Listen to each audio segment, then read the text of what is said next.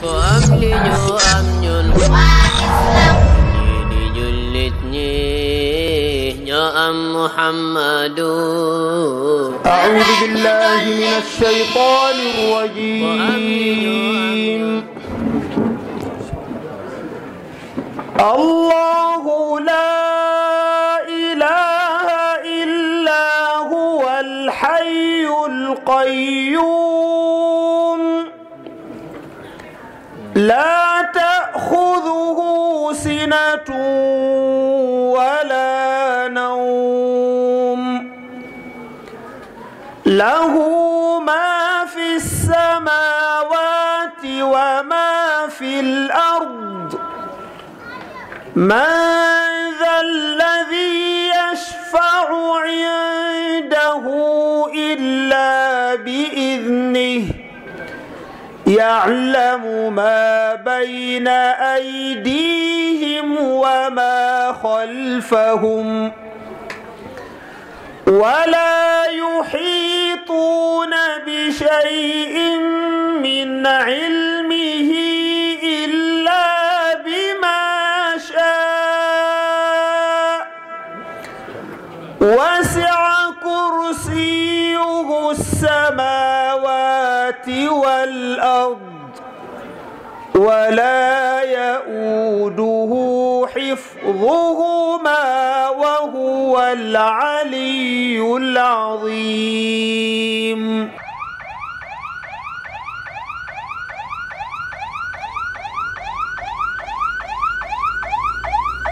وأشهد أن محمدًا عبده ورسوله صلى الله تعالى عليه وعلى آله وأصحابه ومن تبعهم بإحسان إلى يوم الدين أما بعد السلام عليكم ورحمة الله وبركاته yéen mbokki Gaat ak li ko wër ñu ngi leen di nuyu di jiital ci nuyoo bi kilifa gi yàlla jiital ci gox bi di sous-préfet Thiandoum di teg nuyoo googu ci loxo borom dëkk bi ngir mu jottali ko mboolem ñi nga xam ne ñoo njaboot gi xarakatul Falah li saqaafa wa tarbiyat al islamiyya ci Sénégal mouvement pour la culture et l'éducation islamique bi nekk ci Sénégal te yàlla dogal mu ngi sosu depuis 1940 mu ngi am récépissé ministère de l'intérieur depuis 1975 kon ngeen yëg ne ba muy sosu booba colonialiste ñoo fi nekk bi Sénégal amee indépendance 1975 la am récépissé ci ministère de l'intérieur booba ba léegi mu ngi dund alhamdulillah ni muy dundee nag mooy yittewoo jëriñ doomu aadama yi ndax mooy mission bi yàlla tànnee yonent yi ak ñi topp ci seeni jeexit tax na dana yittewoo jàng ak jàngale dana yittewoo yee nit ñi ci seen diina ci ay waaraate ki ay xutba ak yu dul yooyu yittewoo itam wàllu wér-gi-yaram waaye su ma ko tënkee ci wàllu wér-gu-yaram gi dama naa dana yittewoo wàllu soxla njaboot gi yëpp ak penc mi te mooy li ñuy tuddee social kon banqaas boobu bokk ci garab gu mag googu di Al-Falah banqaas bi ñuy wax social commission bi ko méngoo ñoom ñoo leen siyaare si tey commission boobu nag dafa yëg sas wiñ ko sas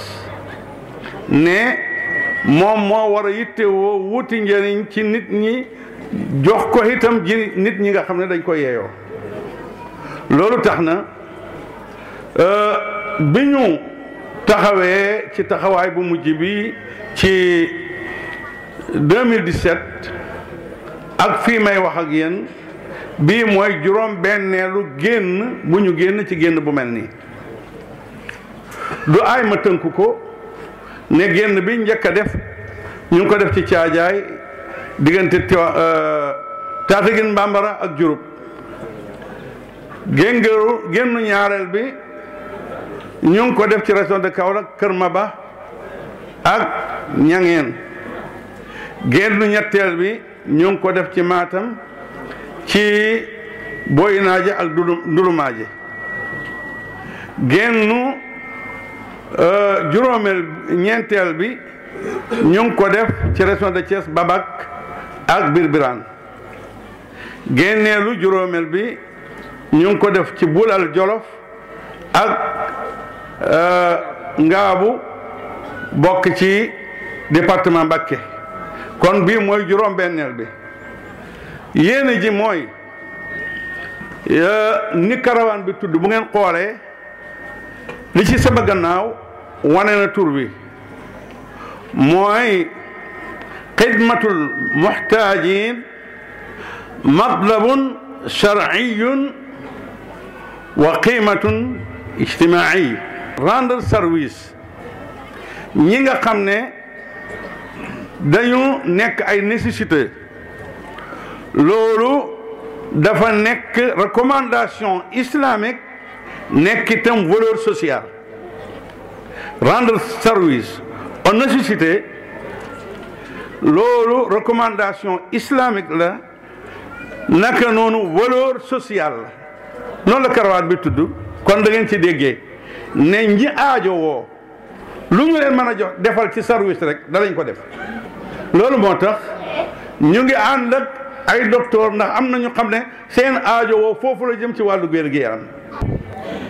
délégation bi am na 4 médecins généralistes yi nga xam ne lépp li nga xam ne feebar la ci nit ñi ñoom pare nañ tey pour seet leen seet yaram yi jox leen conseil buñ ci paree defal leen ordonnance ngeen jaar pharmacie ñu jox leen garab yi. naka noonu indi nañ ñaari chirurgien dentiste ki jiite équipe dentaire yooyu mooy le colonel docteur colonel Alpha Gaye mu ngi liggéey hôpitalu principal bu Dakar mook docteur Mayga commandant la moom tamit mu ngi liggéey hôpitalu principal bu Dakar. naka noonu indi nañ ñaari chirurgien cancérologue ñoom ñu ngi liggéey hôpital Le Dantec. indi nañ benn docteur anesthésiste réanimation moom mu ngi liggéey centre de santé bu gériatrie gérontologie bu Wakam. waaye fàttewuñu docteur bi nga xam ne moom mooy seet bët yi te bokk na ci spécialiste yi nga xam ne Dakar ci boppam ñoo ci génn jafe gis di docteur Diao di médecin ophtalmologiste moom mu ngi liggéey hôpitalu principal de Dakar moom tamit mu ngi fi. naka noonu indi nañ benn équipe pour circoncision bi nga xam ne 4 agents ñoom ñoo ko composé pare pour jàppale xale yi ñu sunnaal leen. waaye tamit fàttewuñu infirmier d'état yeeg assistant infirmier d'état yi ñoom seeni lim mu ngi toll ci 11 fukki ak benn. sage-femme yi tamit fàttewuñu leen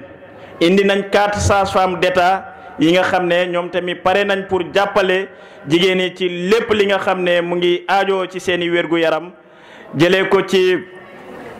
ëmb yi nuñ koy préparer nuñ koy accompagner ba ci accouchement bi ba ci allaitement yi ñoom pare nañ pour diisoo njaboot bi ci loolu. waaye tamit indaale nañu ay garab maanaam pharmacie bi nga xam ne képp kuñ fi consulter dinañ la bindal garab nga jege pharmacie boobu ñu seetal la garab yi di la ko jox incha allah. mbokk yi ñu ngi leen di nuyu lislaam di ci jiital monsieur le sous-préfet di ci teg itam mboolem chef de village yi nga xam ne ñoo fi teew ànd ak ñoom nag ñiy dalal suñu gan yu baax yi nga xam ne imaam Aboubacar Sall moo leen jiite te li tax ñi ñëw xam ngeen ko mooy loolu ñu wax kon jaadu na ñu dalal leen nuyu lislaam ne leen asalaamaaleykum wa rahmatullahi wa barakaatu. waaleykum salaam. xam ngeen ne dëgg la dañuy wax rek ne haadihi bidaatuna ruddat ilayna ndax ñun ñii toog di wax ak yéen banqaas lañu ci mouvement Al Falah bi nga xam ne moom moo yónni section sociale mu ñëw ngir def lu mel nii comme ni nga koy defee ci yeneen gox yi kon alhamdulilah njëriñ la ci kaw njëriñ ñu leen di dalal jàmm di leen ñaanal yàlla subhanahu wa taala nangul leen lii def ko fi misaani xasanaatikum wax dëgg yàlla aajo bi fu ngeen ko takk rek weesu na ko te la koy tekki mooy avant ñuy julli fajar ñu bari ñëw nañu di leen xaar ndax ni mbir mi amee solo ak ni ñu ko soxlaa muy ay góor muy ay jigéen muy ay mag muy ay ndaw ñu dekk fii ci keppaaru gaat ak ñi dekk ci côté gaat muy te leen bay ñëw jullee fajar kon li ngeen di dox rafet na jekk na lu yàlla gërëm la yal na leen yàlla nangul. ma leen di ñaan nag jàkka yu bari ci dëkk bi tey ci diggante timis ak gee ña dëkk ca gox booba nañu fexe rek dem fa déglu borom xam-xam yooyu ñu fajjaale leen ci wàllu ruu yi aussi comme ni ñu yendoo di fajj ci wàllu yaram yi kon loolu itam ngeen bàyyee ko xel. fii ba Seew fii ba Bambey Séréer ba ndangal ma dina am jàkka yoo xam ne foofu dinañu yebal kenn ci seen borom xam-xam yi ñu àndal ñu def foofu waxtaan ci diggante timis ak gee ngir côté boobu kon ñu ngi leen di ñaanal di leen dalal jàmm. jërëjëf Cheikh Mouhamad li muy joxañ diggante timis ak gee lu am solo la waaye balaa boobu sax fii borom xam-xam yaa ngi nii incha allah ñëwuñu lu dul weccanteeg yéen ñii buñ daal di jógee yéen incha allah kenn du jóg ñoom ku jóg keneen toog borom xam-xam bu jóg keneen toog léeg-léeg sax ñu dagg waxtaan bi jox leen ngeen laajte lu aju seen wàllu diine ñu tontu leen. bu ñu demee ba si kanam ñu jëliwaat docteur Camara mu ñëw toog wax ak yéen si wér gu yaram na muy tàmbalee si lekk nan ngeen mën a defaree seen lekk ba feebar yi nga xamante ne mooy ñoom tension ki diabète ak yooyu bañ leen dal mu ñëw toog defal leen si waxtaan ngeen di laajte muy tontu incha allah. du nuyu ñëpp di sant ñëpp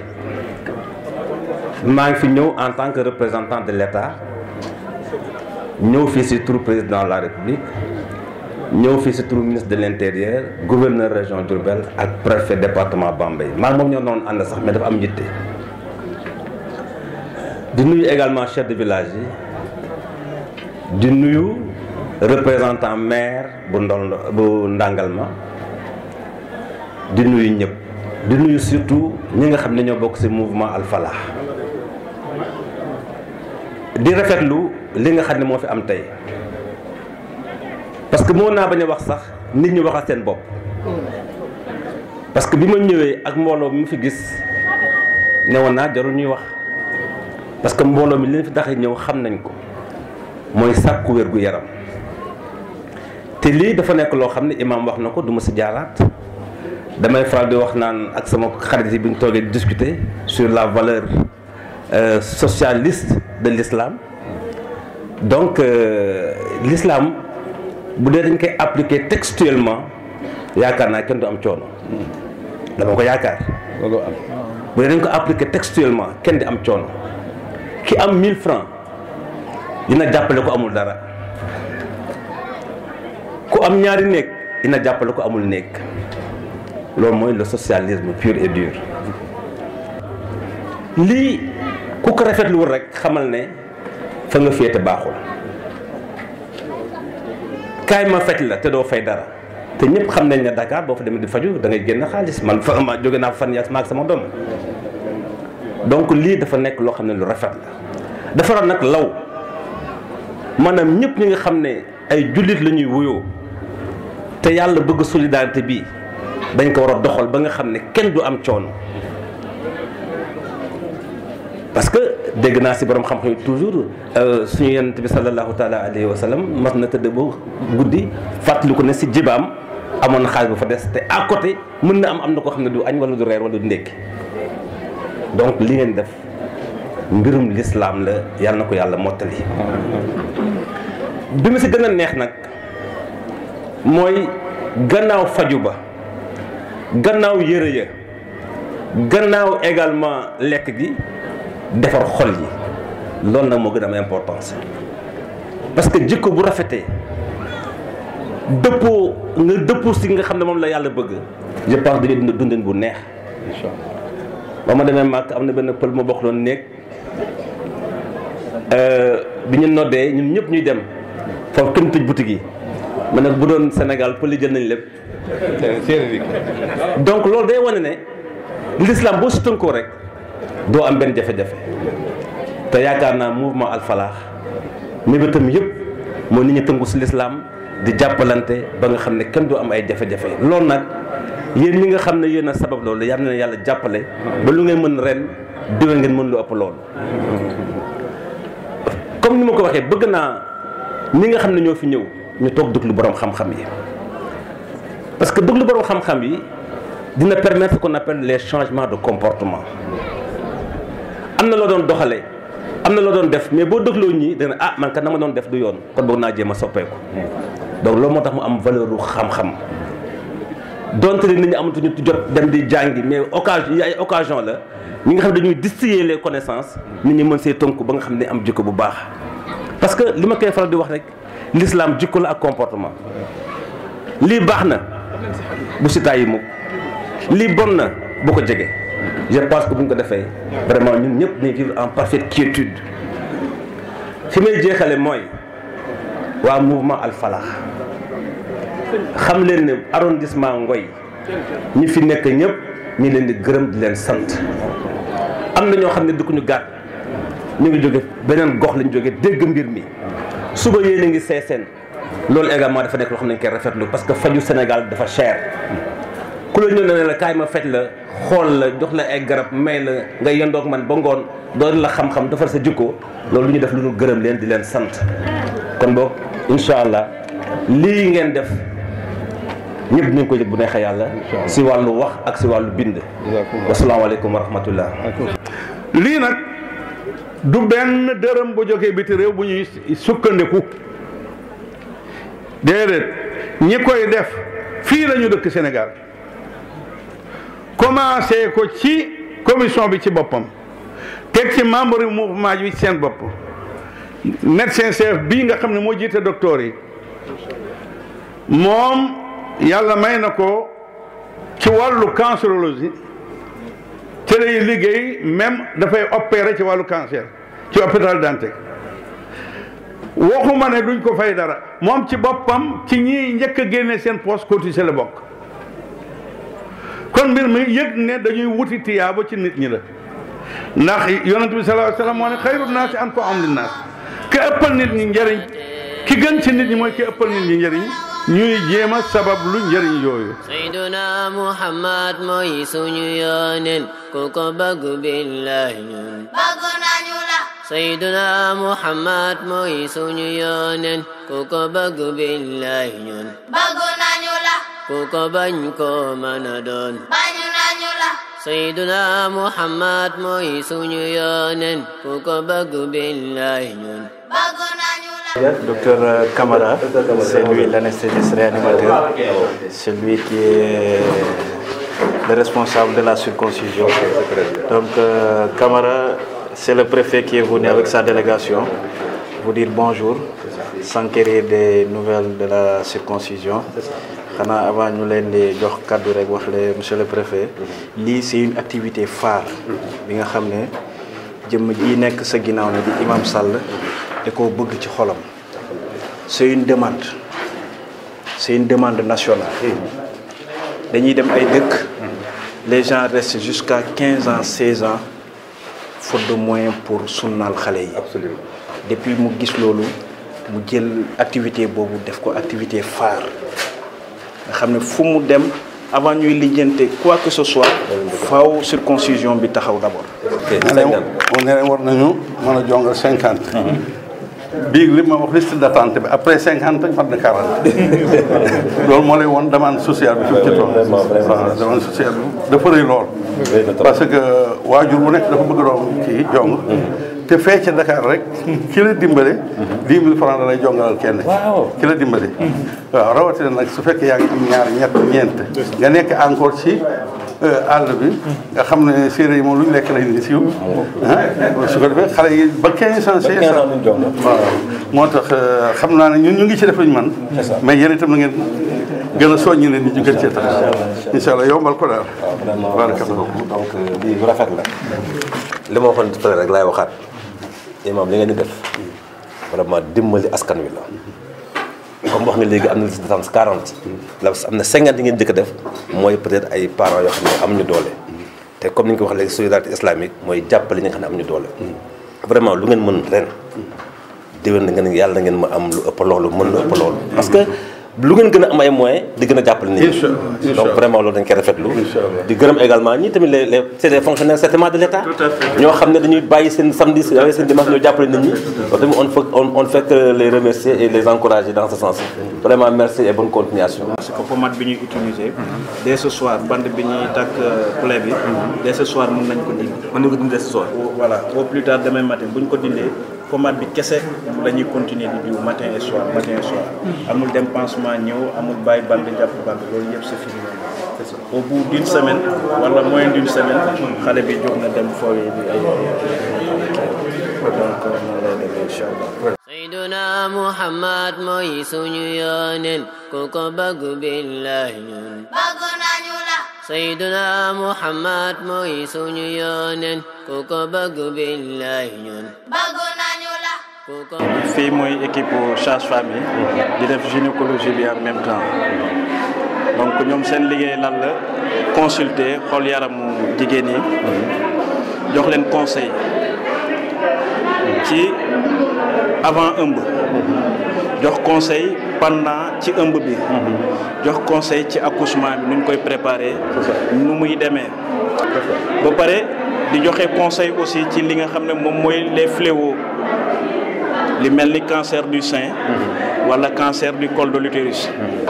Au niveau des dents, c'est des pathologies un peu chroniques, des caries.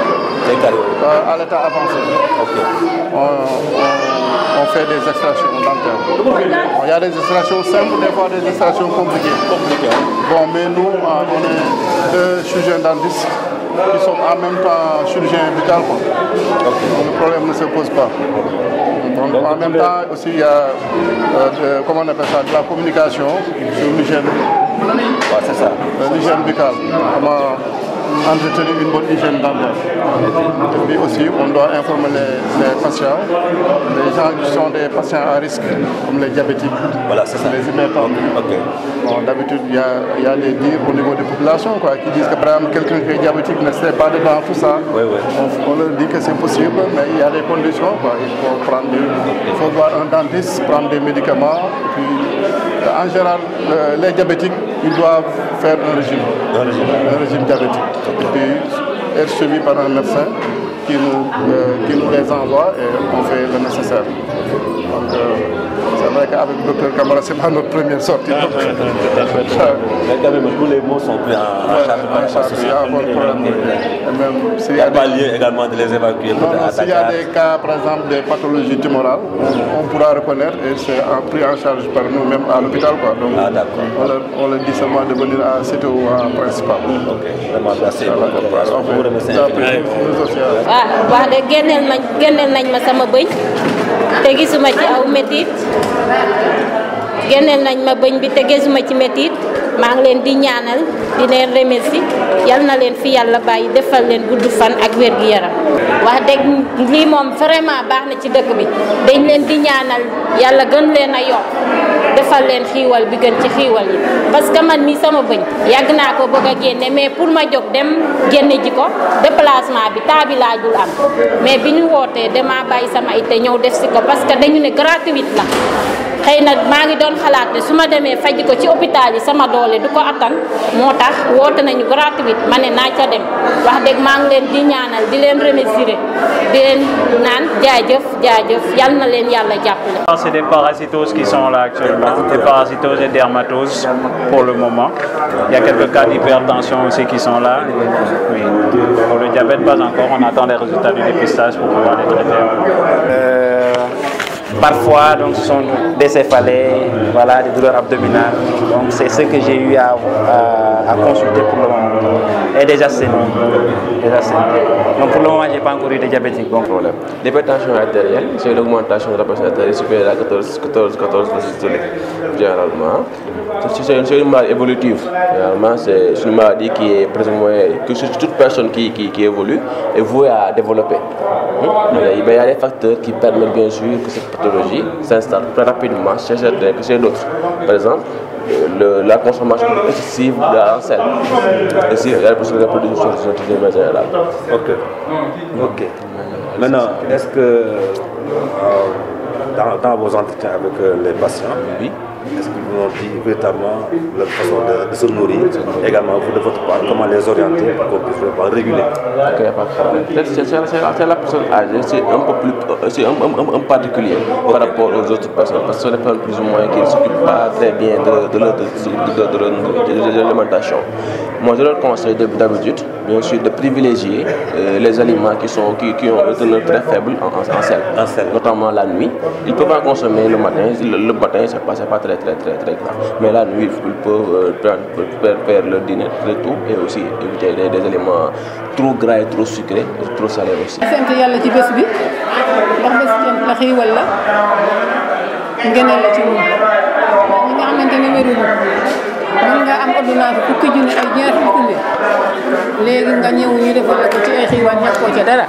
toog de xiiwal weesuwu ko kon ñoo ngi leen di ñaanal yàlla ngeen yàgg fi te wér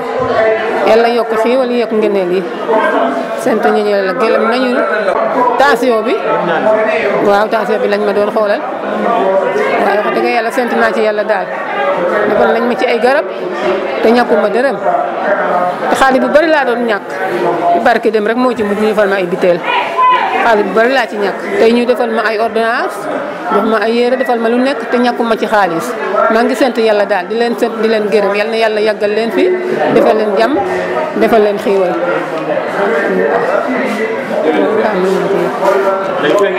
yàlla na ci wér tegu.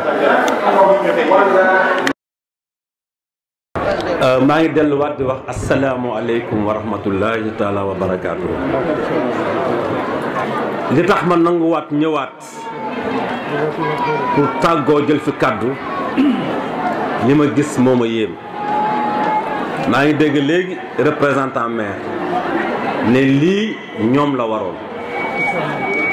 xam nga si wàllu texte yi dañu wax ne la santé est une compétence transférée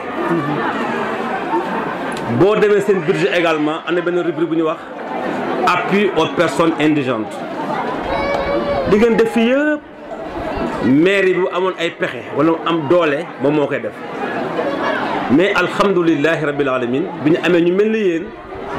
ñoo xam ne dañoo tënku si suñu borom tabaraka wa taala li mu digle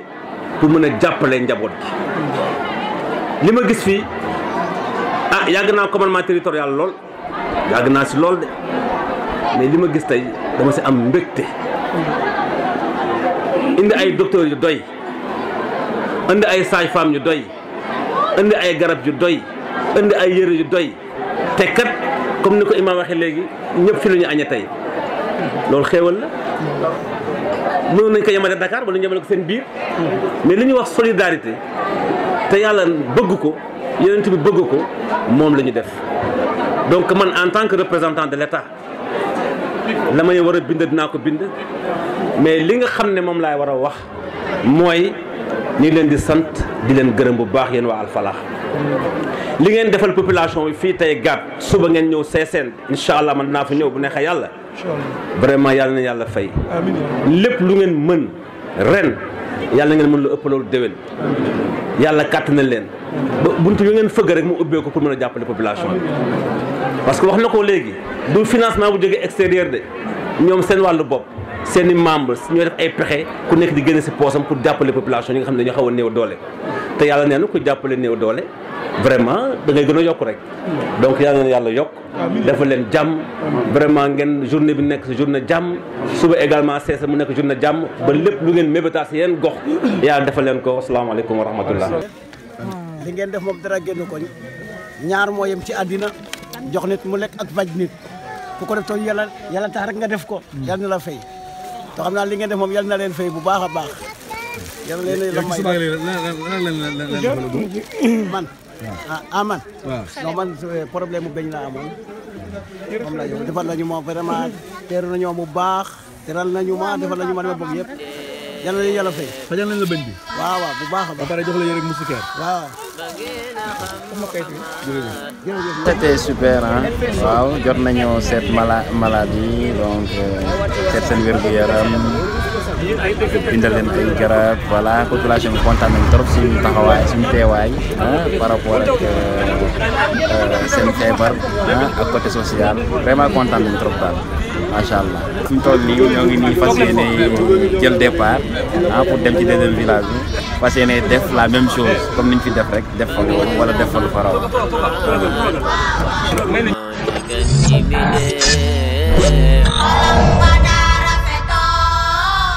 ba ngeen a xam Muhammad